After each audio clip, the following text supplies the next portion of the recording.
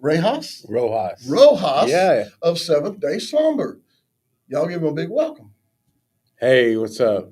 It's an honor to be here and super thankful and thank you pastors both for having us and or I say us because my son who's the drummer for Seventh Day Slumber is also here in the next room. I think he's eating the cake that you left out. Yeah, Yeah, which yeah, the is ice cream cake. the ice cream cake. He's just doing his favor before it melts. Well, that's right. And that's he's just being a blessing. That's it. That's it, man. No, it's an honor to be here, and I'm super thankful. Honestly, Pastor was uh, hanging out earlier during before we were going to be playing that night, and so I got an opportunity to sit and or at least stand and talk with him, and man, I just knew right away it's a guy I'm probably going to, we're going to probably do some time together. That's right. That's right. So, We don't find a lot of people that has the heart that we have. Um, you know, um, I went through Teen Challenge in 1998.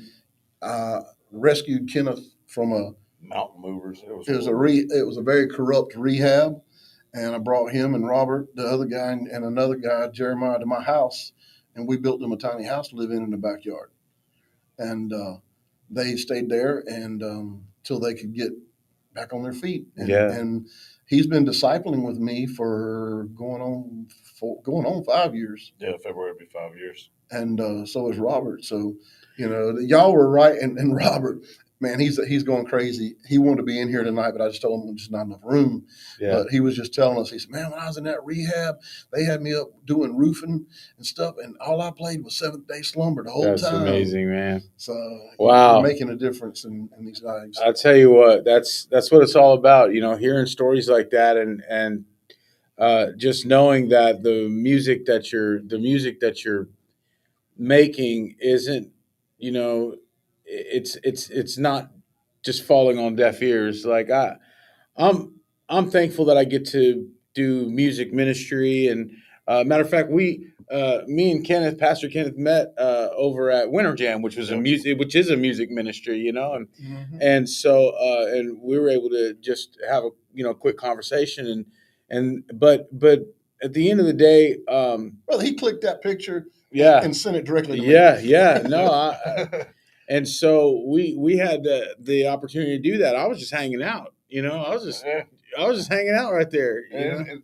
like we were talking about in there, it was crazy how God full circled everything back around. Yeah. And, that just shows how God works and how he can work in our lives. I mean, he'll pull everything back around full circle for you. I say he Yeah. connects dots.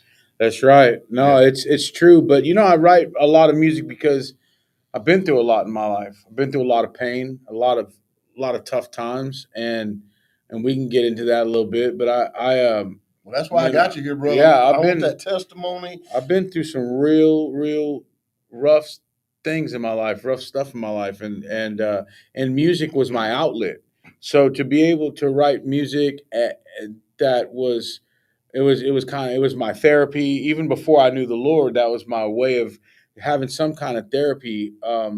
But to know now that not only is that music making a difference for me and helps me to kind of get things out, but that music is actually helping people, and God is using it to to touch people and to let them know that there is a God who loves them, who has a plan for their life, and that they are not too far gone. They haven't done too much to be out of the reach of God. And sometimes, people maybe even watching right now, and maybe you feel like you are out of the reach of God. Maybe you feel like you've done too much and there's no way you can be forgiven. Man, it's crazy. I never felt like I had any value. I never felt like I had any worth. My own dad wasn't in my life though. He was in my life for a little while when till I was about 3.5, 4 years old. But he used to beat on my mom, and that was my only memory of my dad. It was him beating on my mom, bloody. My brother is a couple years older than me, and so him and I, the last time I even saw my dad was until I met him later on in life. But as a kid, I saw him the last time I saw him. He was on top of my mom beating on her, and I still remember her bleeding. I still remember the sirens, and it's hard to believe this, but it's true because I can't even remember anything at like 5 or 6 years old fun that I did. But at about 3.5, 4 years old, I still remember the anxiety Mm. that I felt, the panic that I felt seeing my mom. And I still remember my brother and I yelling, I don't know why we did, why kids say what they say, but I was like, win, mommy, win. And then we were just crying. We were little toddlers. We couldn't do anything to help her. And my dad was arrested and, he got out of jail, got kicked out of the Air Force um, and we never saw him again after that. No Christmas cards, no, you know. And my mom's, didn't have no money. She's raising two boys on a single mother's income, no child support. Man, the neighborhood we lived in, we were from the hood, man, and so straight up, and so it was a lot that went on, and she finally was able to get us to move to a trailer park. Dude, when we moved to the trailer park, how people talk about trailer parks and they go, "Man, I used to live in a trailer." And then I'm like, "Dude, when we moved to Holiday Acres in Victoria, Texas, bro, I was like, dang, does it even get any better than Bro, this?" I lived in a trailer park for rich people Yeah. because it was a trailer park on the lake. Oh, now ours was Holiday Acres. It wasn't no holiday. But There was some acres, but it wasn't no holiday. but you know what? It had But its to me, it challenges. was. It had its challenges, even Yeah, though it was a yeah, trailer park on the lake. yeah, Because all the people I rode the school bus with, all the people I went to school with, was living in $500,000 million mansions all over the lake around me, and here I am yeah. over here in the trailer park, and they're like, "Oh, that's the poor white trash over there," and Shoot. it's like, yeah, but I don't tell you, man, that trailer park. I told my mom and daddy we ended up not being able to buy us a house on the lake, but Yeah. you know what? We were never as happy as we were in that trailer. Hey, listen, that's the thing. It's not about money. It's not about. Time, I felt safe in that, and there were people getting hurt in that trailer park, right? but I felt safe. I mean, I came from the barrio, dude, like, and then go to the trailer park, and I'm like, man, like this is. I got my own room. Right. There's air conditioned in the actual. It's not just one thing in the living room that my mom only turns on about like When it gets halfway into so hot summer. you When can't it breathe. gets halfway into summer, then we can sleep in the living room. No, man, there was air conditioning coming up off the floor and those little vents, on the floor, man. And I was like, dude, I got my own room. This is a trip. But in the middle of all that, no matter how big your house is or your trailer is, no matter how big, how much air conditioning you got or you don't have, how much money is in your account or you don't, it didn't replace not having a dad, No. man. And I was broken and I was hurting and I was searching and I was lost and I didn't have anybody to tell me who I was. That's what we are right now. We're a generation who has no identity. We're literally in an identity crisis, and Bro, and it's the truth. it's And crazy you're bringing this up yeah, because I had it out with my 18-year-old today, who's the youth leader here, works with Kenneth and Brandy, his wife, and I bought us some iron-ons, had them made up. That's what I did. It says I identify as a child of God. mm. And he was like, "So, Dad, why you had to put identify? I identify." I was like, "Well, I didn't mean it derogatory, but you got boys identifying as girls and girls identifying as boys, and some of them identifying as a cat and a dog and all this other stuff." Hmm. And I was like, "Let's just simplify it. I identify as a child of God." Yeah. And I was like, it wasn't meant to be like in somebody's face. It's just saying, I'm proud that I am a child of God. Well, you have a lot of people that just don't know who they are, Right. and man, it's easy to because I feel like when we have situations like, just take this for instance, the issue of the day, whether it's men swimming in women's sports or those kinds of things. Yeah, those kinds Boxing. of things. It's easy to like to get upset and to post something. Man, me, I have to remind myself that there are broken people who just have never had anybody speak into their lives. Never Love had them. anybody to hold them and tell them who they are. Speak into their life. To me, like I said, my own dad. I'm seeing her as a young man. My mom's trying to raise two boys into men, Yep. and she never been a man. She don't know how to. Right. It's like And so that's the thing. Is like, man, you're trying to raise two boys, and you're like, how in the world uh, can I be a dad to these two boys? She went And through it yeah, before they met. It's yeah. well, right before we got married, I was a single father of a daughter. Mm-hmm. She was a single mother of two boys. He's pointing. He's talking about his wife who's running the Yeah. camera. You Yeah, guys. she's right over there. So it was kind of like, you know, your music. This is something that I want you that I don't think because it never got mentioned. Your music, her boys, they never had a man in their life, Mm-hmm. and they weren't raised in church. Mm-hmm. Her oldest son is really big into rock music. Mm. Your music, because the sound that it is, it's Christian music, but it gave me a way to bridge that gap with her oldest son. Oh wow, And I just understand that, like, there are parents out there that are using your music as a way to connect with their children man. who may not be brought up in the church, and kind of like how our kids were. Yeah, They weren't brought up in a church, but they have the worldly music, and then all of a sudden their parents get sober, and now they're all of a sudden they're in a church. But we're able to bridge that gap with Seventh Day Slumber, man. Magdalena Rose, and all that That's stuff. that's that means a lot to me, and I appreciate y'all both, and it's wild though, like because this is the world we live in, and so Yep. there has to be a voice of reason, Mm-hmm. and but that voice of reason has to come in a way that is I don't want to say see because I don't like it when people say, well man, it has to always be palatable for people. I don't agree with the fact that it always has to be palatable for people, but I also think that there's a way to speak to people and to talk to people that they want to hear you out, Right. and so Ephesians 4:29. yeah, exactly. And the truth is, people don't care how much you know until they know how much you care. Amen. And that's been said for many, many years. And Yeah. I thought it was just some cool stuff to say to somebody, but it's true, man. Yes. It's true. And so, Relationship. yeah. And so for me, I grew up in an identity crisis, not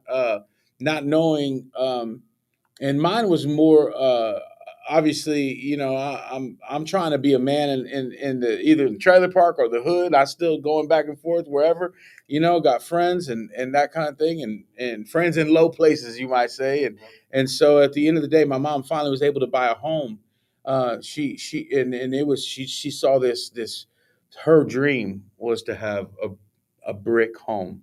Like that was her dream. Not a big home. Don't get it twisted, Just brick. just a brick home. Right. That was hers. And my mom saw this.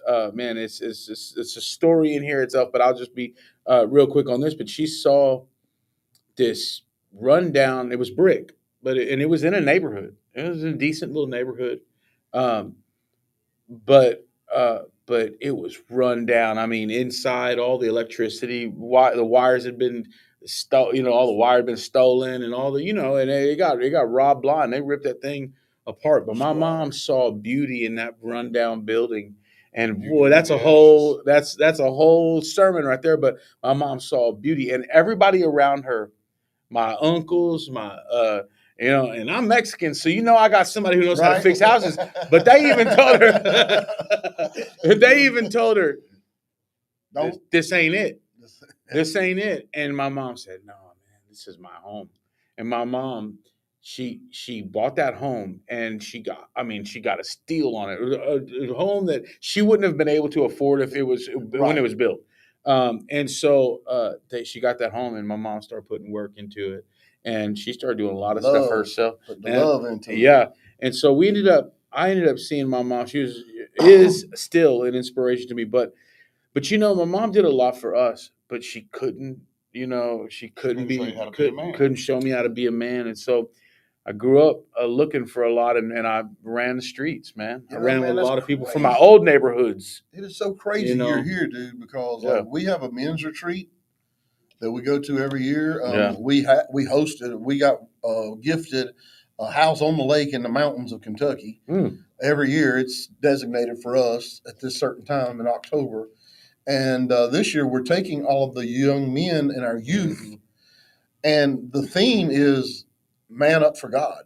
Yeah. And our hope is to so man. Well, I mean, there's a difference in being a man Well, let me and finish being here, a man Kenneth. of Hold on. God. Like When I grew Yeah. up, I grew up with bikers, Mm-hmm.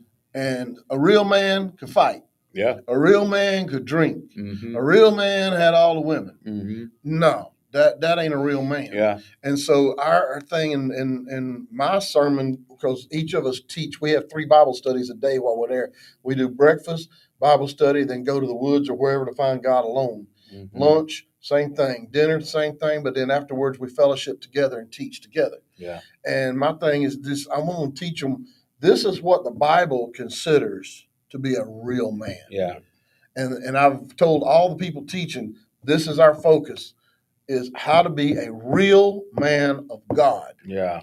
Because society twists that what's a real man bad. Yeah. No, it's true. And it cost me everything, prison time, on top of prison time, gang life, addiction, trying to be a real man, trying to be wanted, needed, and accepted, which is innate in all of us, which truly means just trying to be loved and Yeah. accepted by society Yeah. instead of Jesus Christ. Yeah. No, absolutely. I mean, that's the same thing. I grew up. I've been locked up from Texas to California and places in between, and somebody's institution, somebody's facility, where I didn't even have a name anymore. I was just a number. And when you don't feel like you have any value anyway, a number doesn't bother you. No. It don't bother you being inmate number so and so, because you don't really feel like you deserved any better anyway. Like, this is really this is who I am. Right. And that's how I felt. I started using drugs and alcohol when I was about 12 years old, something like that. But and I became a full blown drug addict by 14. Started selling dope. At the age of 14, like I said, I started using it early on, but started getting into selling dope at 14. And being from Texas and South Texas, that's pretty much, there's dope running right from Mexico all the way up to Houston. And we were right there on Highway 59 where it came up through. So there was drugs everywhere. I was in trouble constantly. My mom, an amazing woman, but she didn't raise us in a Christian household. She would take us to church. We went to a Catholic church like 2 or 3 times a year when it was Easter and like Christmas mass. Creaster. Yeah, yeah, exactly. He was a And creaster. so we go and that was the thing. But my mom, when I got locked up in big boy jail when I was 18. Before that, I'd been into County, just state. different, well, like juvenile stuff. Oh, okay. Until when I was 18, it ain't the same. You ain't going to no charter behavioral center. Right. You're going to jail, and you ain't the biggest toughest dude guy on in the team. no. So I got locked up. It was I was about 18, something like that. But my mom was looking for help for me so desperately.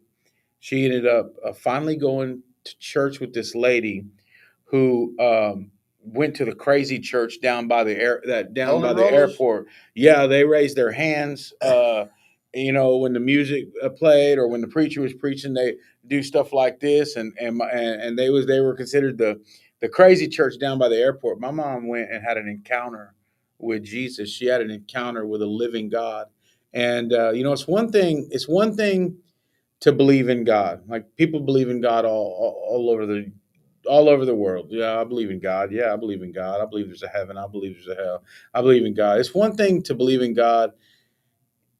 It's another thing to know God, and yet it's another thing to have experienced Him for yourself. Mm-hmm. And so I know people that believe in God all day long, but they've never experienced Him for themselves. And my mom had an encounter and experienced a living God. And she would come to visit me in jail, and and I'd watch this lady get patted down like a dog. I'm talking about a lady who never did nothing to nobody. A lady who never broke. She don't even speed.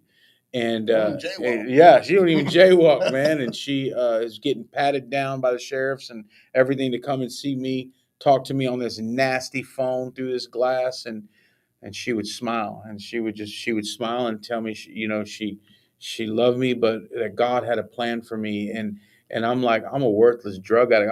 I'm a criminal, man. And my mom would say, when God looks at you, he doesn't see a worthless drug addict. He sees the apple of his eye, his son who he loves so much.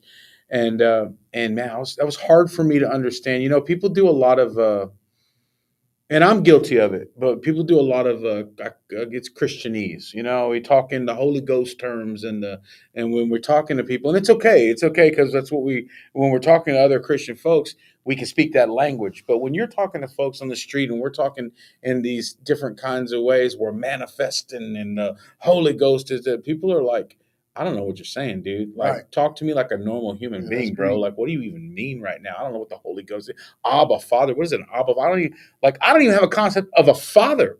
And you're talking to me about some Abba Father. I don't even know who that is. I don't know what that is. It's crazy to me, and I don't want to hear it. Got to dial it back. Not to mention, you're telling me about a father, God the Father, God the Father, God the Father. Now, I believe that God is the Father, obviously.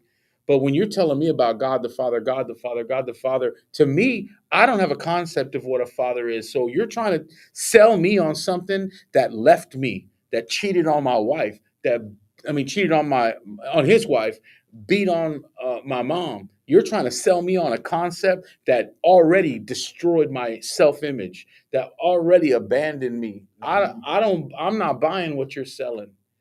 And so when we talk to people in terms of like holy roller terms or Christianese, which I love and I think is great. We just got to know the areas and who we're talking to, because sometimes, like, forget all of that, dude. Just talk to me like I'm a person, man. I need somebody to talk to me like I'm a person. But that being said, there are people that talk like holy rollers, and you know what? Those are the people that were there for me when I was broken and empty, and nobody else was. And they're talking all kinds of stuff. I don't understand it, but when I made the decision to take my life, so I ended up a drug addict, man. Like I was talking about that. I ended up, man. I had about a $400 a day cocaine addiction. I finally lost it. I couldn't sell dope no more. I lost everything. I owed money to people you don't want to owe money to, and you know what I mean. Like, you come up missing. Oh, we know. Yeah, and you know what it is, and it also takes one to know one. I've been on both sides of that, from selling dope to being a dope fiend.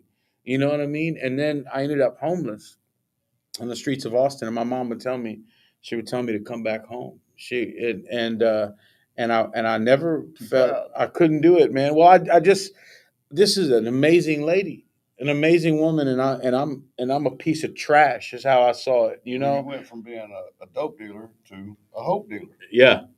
Well, exactly, like that. That's the truth, and that was a process. It was a process. But I remember, making the decision to finally just end my life, and and I attempted suicide, and it was the third time I'd actually attempted suicide. My mom doesn't even really know that. She's probably going to be watching this, but it was because growing up, it's not something we talk. You don't talk about your feelings like Right. that, especially in a like in a Mexican household. Like, you don't really, and not that it's really that much different from any other household from the old school days.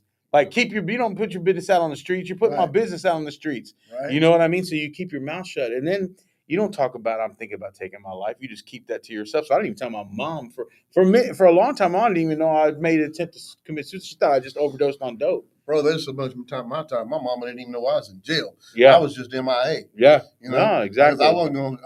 First of all, my first encounter with jail, I was 18 years old, and being stupid, had to be the bad guy, and jerked the guy out of his truck and just pulverized him. And I didn't know the cops were sitting across the street watching. Oh yeah. And so that was Myrtle Beach, South Carolina, and so I got put in jail, and they kept coming to me going, my dad was mean, dude. I mean, my dad, he was mean. And he always told me, if you ever get put in jail, don't call me. Mm-hmm. I'm going to put it on you. Yeah. And so they would come to me and say, "We need to call somebody." I said, "No, you don't.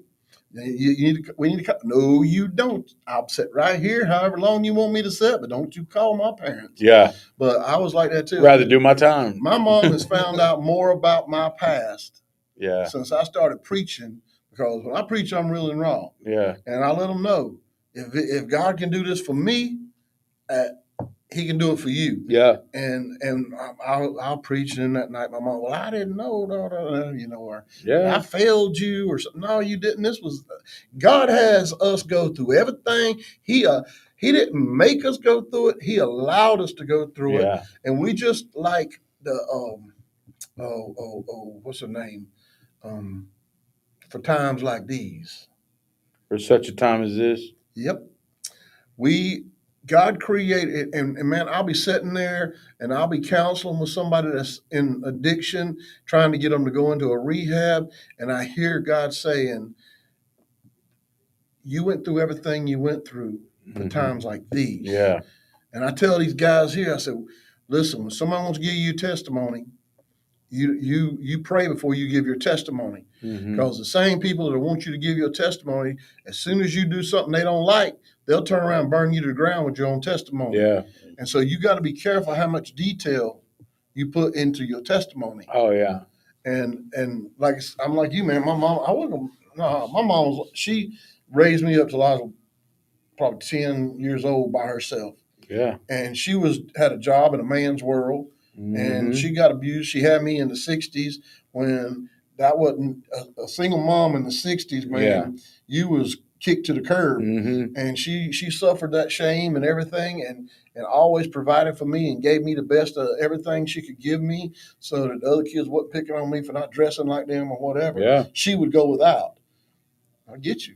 I Yeah. get you. You're not gonna dump on that. No, and you're right, man. There'll be people who use your past against you, and at the end of the day, I had to come to a place where I was like, I'm just going to tell it. I'm going to tell it how it is. And although I will say, and some of my Christian friends still give me a hard time about this, but I won't get it all into it, but I will say, when I first became a Christian, I wanted to confess. I went to a Catholic. I went to a priest that's bound by, that they can't go to the police. Like, Right. real talk, like that's the kind of stuff we're talking about right now, I And got I'm not you. gonna get into it, but I had to literally I went to a priest, man, and and like just not even because of the clerginess of it, but because I needed to say something to somebody. It's like, bro. Sometimes when I'm preaching, I had to get something off my chest. That sometimes when I'm preaching, if it's real hard, I'll just go like this and say, "Just in case they right." Yeah. I want all bases covered. Well, God has restored me, redeemed me, but it took me in the back of an ambulance after a suicide attempt. My mom was the one that found me, and she walked in unexpectedly. She's the one that rescued me off the streets of Austin, Texas, and brought me home. She found me on the streets of Austin, Texas, but I never felt right, and I was living in an alleyway. A shame, man. But I never felt right, and I made a decision to take my life. Mom was the one that found me, but in the back of an ambulance, I had that encounter. I had an encounter with a living God. I had an encounter with Jesus, and I couldn't speak. I had tubes and stuff, but my chest was like oh man, it was bad. But my heart cried out to God, and it was my soul that cried out to Him, and I gave my life to the Lord in the way that I knew how, Right. and I woke up in an intensive care unit in the ICU, and there was this guy that came to visit me. His name is Lowell, and he was the youth pastor of a church that my mom started going to, that little church by the airport, crazy church. And We the and crazy church. yeah. Well, I'm crazy like that now, but anyway, You but my sitting in the mom, crazy church. but my mom, uh, she called him, told him about it, and that youth pastor came. He sat with me, and dude didn't look nothing like me. He seemed like he had some good credit. You know what I mean? And he like he could get a bank loan today. Right. They're gonna kick a Mexican out. I'm gonna walk in there, and they're gonna, You want what? they're gonna put the shields up. So I was born with bad credit. My last name is Rojas. You know what I mean? So anyway, But I seen this guy look like he got a retirement plan already at 23 years old. But dude, let me tell you something about this guy. Probably he didn't come from the same background I came from, but I'll tell you what, that guy did something that nobody ever did for me. He just sat with me. Dude didn't even say nothing. I mean, he told me who he was. He just sat with me. He sat with me in the middle of my pain. Mm. He sat with me when I was hurting. He sat with me when I felt lost. He sat with me when I didn't feel like Why you I here, even had dude? a right to be in the presence of God, a God that I had just given my heart to in the ambulance, because I felt him. But I didn't know nothing about him. I just felt him. I knew it was him. And I'm not talking about rubbing the Buddha belly or any Hare Krishnas. And I'm talking about Jesus. I had an encounter with by name Jesus Christ. And I'm not trying to disrespect anybody. I'm just saying there is one name, man. That That's it. name is above all names. And I'm telling you, um, it was Jesus. But to have this man come sit, he just sat with me. I was there for a few days, and he sat with me, dude. And we didn't really talk much about a lot. I don't remember. I mean, we probably did, but I don't remember it. It wasn't anything Were you asking him significant. why? I don't even know what I was. That's what I'm saying.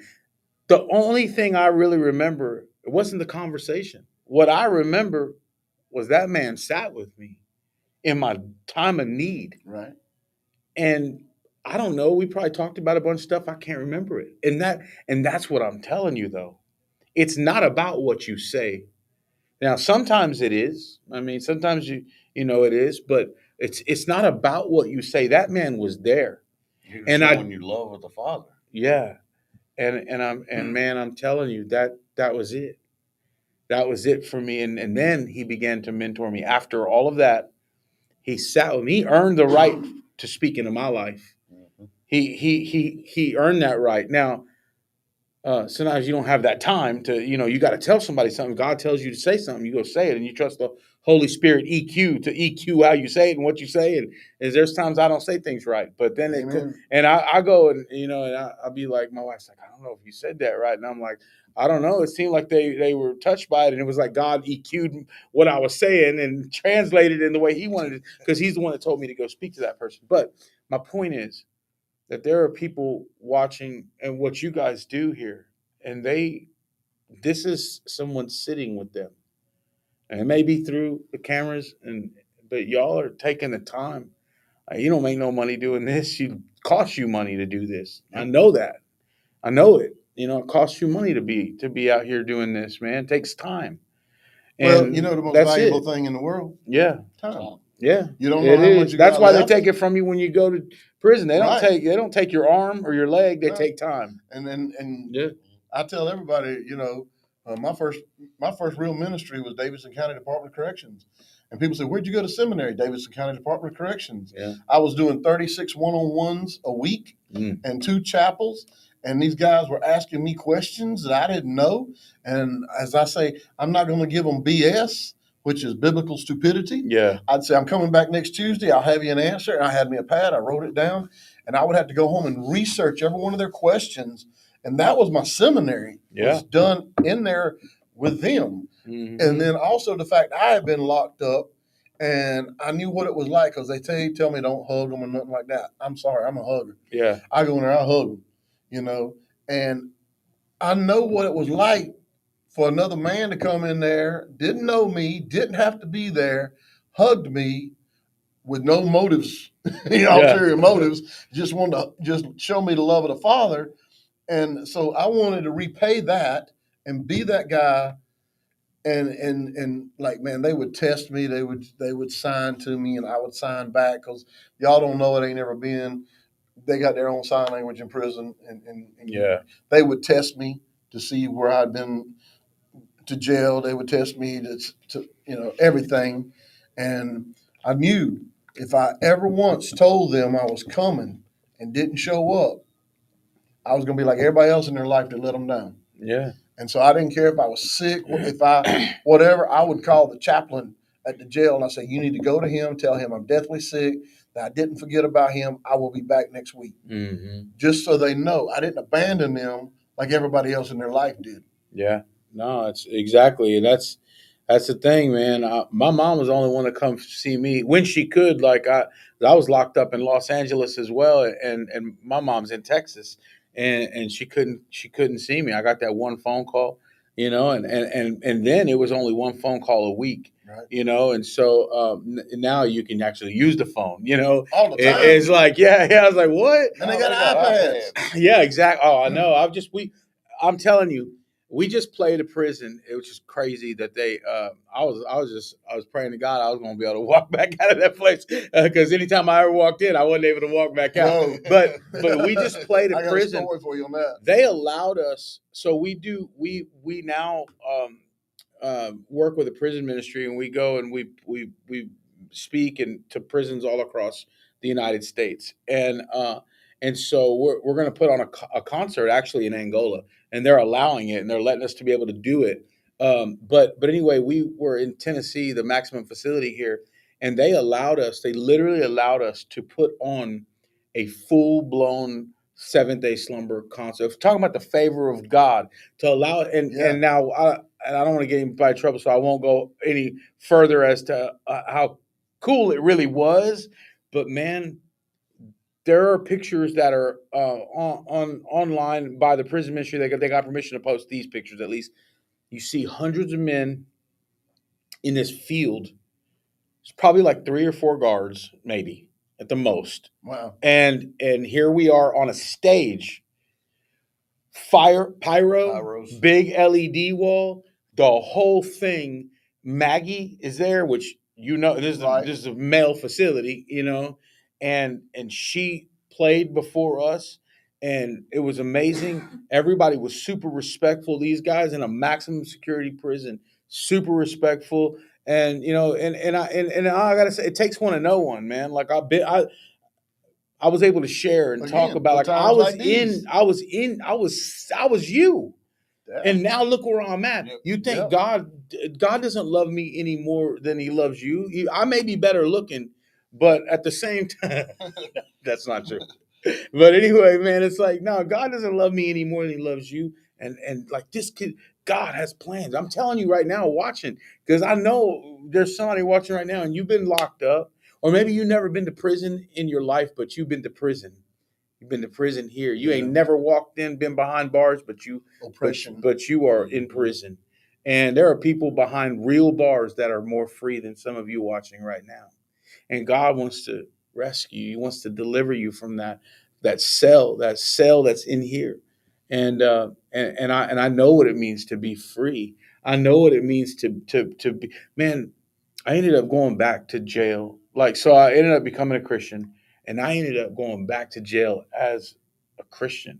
Like, I went to Bible college after I got saved. I was like, dude, that's it. I'm everybody's gonna get saved now, man. I'm gonna go and I'm gonna see everybody's life change. I just because I wasn't using cocaine anymore, I thought I was like, I'm not using cocaine anymore. I'm good. My mouth wasn't cleaned up, my whatever. But I was like, I ain't getting high no more. I ain't selling dope no more. I ain't running the streets no more. I'm not locked. I just got out. I'm good, man. Like, everybody's gonna get saved. And I went to Bible college. Probably not the smartest. I got kicked out of Bible college.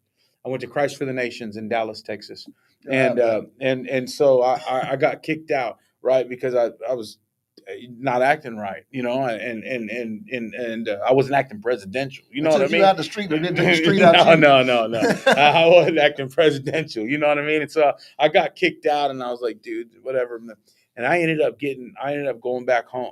I ended up getting back on dope, like not for getting kicked out of Bible college, but because I hadn't been discipled the way I needed to be discipled. Like, discipleship is so powerful, so it's a must. Yeah, Go ahead, Pastor Ken. The one thing from my sobriety, one thing that I've learned is the moment you think, I got this, that's where the mistake's going to come in at. That's where you're going to slip and fall, and you're going to go right back down that rabbit hole. Oh, yeah. And still to this day, I don't got this. God's got this. Yeah. God's had this the whole entire time. Yeah. It's just been, me trying to fight him up until that point. Yeah. But when I realized that, and then once I realized that and knew, I ain't got this. God's got this. That was the full submission, and you know, that's that's Yeah. where everything changed. Well, that's it, man. You start getting complacent, and I got kicked out. I was like, I don't need these people, man. Me and God are good, whatever. Yeah. And I stopped hanging around people that could encourage me or lift me up or whatever. And I ended up going back to Victoria, Texas, from Dallas, and ended up back out. I borrowed a car without asking, kind of thing, and and I got arrested for it, and so it violated me. So here I am back in there. Well, the person's car it was somebody from my mom's church. It was a girl that I used to mess around with back in the day, and I hung out, and they ended up taking her car and her credit card, and and got and the Went rest on a is hitting. vacation. Yeah, a little time that came with that, and here's the thing. I went and I was just talking about being locked up, being free, being locked up, either behind bars or in here. Check this out. So I get locked up. Then when I'm locked up, I decided to go to church. It was the first time I'd ever been locked up and went to church. Because church is usually for usually people want to pass contraband in church or whatever. I mean that's why you would go to church. I never really had no need for that. I mean it was anything I wanted was there Right. in all around me and People whatever don't understand that. whatever jail I was in, whatever facility I was in. So here I really wanted to go to church. And the church that would put on the service was my mom's the crazy church down by the airport. And so anyway, the girl's dad was one of the ministers. And he was the one that actually headed up that church ministry. I didn't know that. Uh, I don't know if you got kids. You got kids. Mhm. Yeah, you got a daughter. Mhm. Somebody messes with your daughter. Mhm. It's on, right? Yeah. No, I'm sorry. I got three sons, and you mess with my sons, and I love the Lord. I still may put hands on you. I'm not trying to Don't lay say hands that I'm on you. no, yeah, I'll pray for you no, afterwards. like it's like my kids mean everything to me because I told you I grew up with their dad. This is his daughter. Right. I stole her car. I stole her credit card and spent. I mean, she had a little savings Good in there. credit. She had good credit. and a good last name and everything, and it didn't roll the R's. Right. No, but anyway, I took thousands from her, and so I'm ashamed to say this, that I did that because I did someone dirty, especially someone that trusted me, right? Mhm. But her dad, instead of putting hands on me like that, he hugged me and he began to minister to me on Sundays. Yeah, showed you the love of the Father. Yeah. Something you was missing. It wrecked me, dude. It wrecked me. I didn't understand it at first. when they came when they came out of the rehab and came to live with my wife and I, you know, my wife and I gave them their first Christmas was the best Christmas they'd ever had. Mm-hmm. Birthdays, sober dates. Yeah. We celebrated sober dates. My wife gave them home cooked meals every day. And they kept saying, "Why are y'all doing this? Y'all don't even know us. Why are you doing this?" And I was like, "We love you." Yeah. Well, why? How, they just could not comprehend that somebody did not want something in return. Yeah. That they just wanted, they would ask me all the time, "How can I repay you?" I said, "Go be successful, follow Christ, and live a good life. That's how you repay me." Yeah. And they could not get that for nothing in this world. And all I was doing was I was doing for them what I wanted somebody to do for me when I was going through it. Yeah. You know, No, you're you're right. like you were talking about your dad. My dad was present in my life, Mm. and he hadn't seen my daughter since she's 15 now. Hadn't seen her since she was probably a year old. I'm a grandpa now. Yeah, Mm-hmm. It's and us. the only time I hear from him now, still, and it's still hard, but still, the only time I hear from him is, "Can you come help me jack up my house?" or "Can you come do this?" And I'm like, "Really? I haven't talked to you in 4 years." Yeah. Or called me. I remember when we were at his house, he called me drunk. Said, "Well, you get the alcoholism from your mom's side of the family." "Well, I'm not an alcoholic, Dad. It's 10 o'clock in the morning, and you've done had 5 rum and cokes." Yeah. No, I mean, So I mean, sometimes it's kind of like the back of your shirt says, you know, what family is, and yeah, you Blood. know, yeah. blood is. Blood doesn't make us family. Yeah. Loyalty.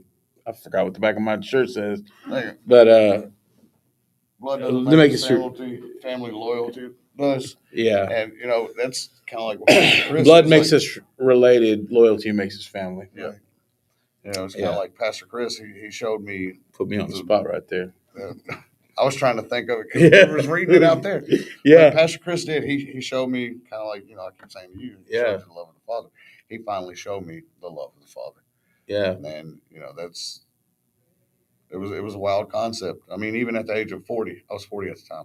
Even at the age of 40, I was just kind of like, That shows, but that shows that pain is universal. yep, Like we started in different places. hmm, But pain, your hurt is just as real as my hurt. yep, And your hurt is just as real as my hurt.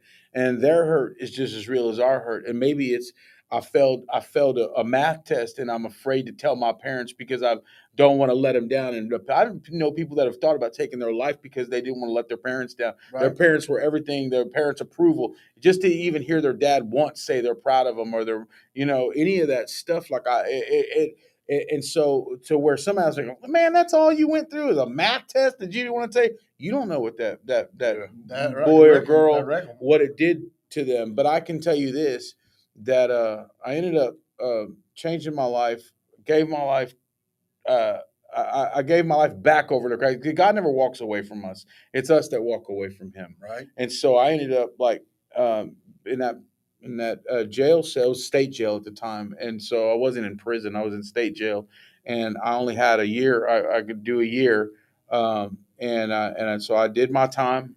I did my little time, and I stayed at, kept my nose clean, literally and figuratively, But and that began the journey of Seventh Day Slumber. I got out and I said, I'm going to go finish this thing because I had already started Seventh Day Slumber in Bible college the first time, but thank God it didn't really like take off. And then I go get locked up. You know what I Right. mean?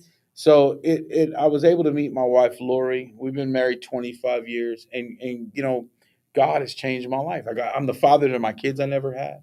I get to hang out with you guys. We got to do an event together Right. where God was able to use us to partner in ministry. Along with other folks, and lives were changed. And you and I got to be at a ministry event where lives were being changed, and it's just like, dude, this is what God does. This is who God. God is not only able, He wants to. He wants to do this in your life. You know what really hit me the night that we were up at Soul Stock is God's been really just pouring into me about the kids, about the kids, about the kids. The kids aren't getting Jesus. Their parents don't know Jesus, so they're not getting Jesus. And I baptized 10 people in that Hmm. little kiddie pool, and every one of them was a kid.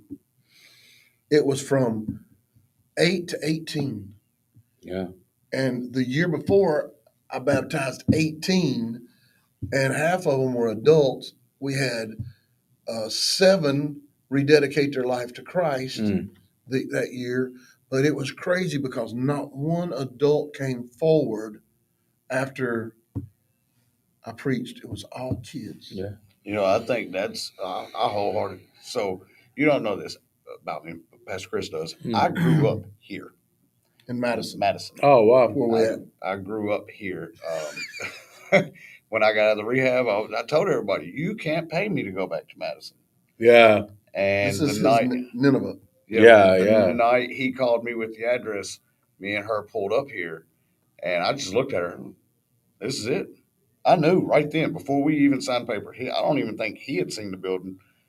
I knew this was it. Yeah. But I feel like God's telling me now, you helped mess this up as a kid.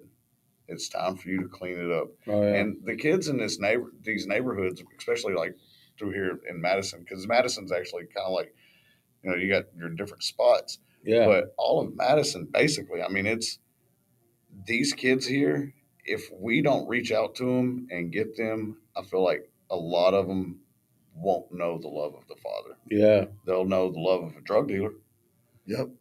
Well, that's the part you don't know about me. So, like, I was working at Castle Power Sports down the street from us here, and I was selling motorcycles, but that wasn't the only thing I was selling. Yeah. A lot of my dirty deeds done dirt cheap was done right here in Madison as well. Mm-hmm. And for God to bring us back here after we both done said we wasn't coming back, and you know, I told you the story about how I never asked God where He wanted us to have a church. I just told Him where I wanted it, and it wasn't until I broke down and said, "Put me where you need me." 2 hours later, we got this building. I came here for dinner one time and decided I didn't want to come back here. Madison. Really? It was that was kind of a joke, but it was a friend of mine was fighting out here in a mixed martial arts Silverados. event. Yeah, yeah, yeah, yeah. I know exactly. So I went. I was actually supposed to be fighting that night, and but I came here. I've only been here. I mean, I've been in Nashville for 22 years. You know, the Nashville area for 22 years, but I came out here to River Gate. You know, and I was like. I just was here 3-4 hours, and I'm like, I ain't coming back. You guys, y'all are stuck here. Hey, I'll take it. That's all right. Like you said, Nah. we clicked at the thing, and Yeah. I knew there was going to be a future.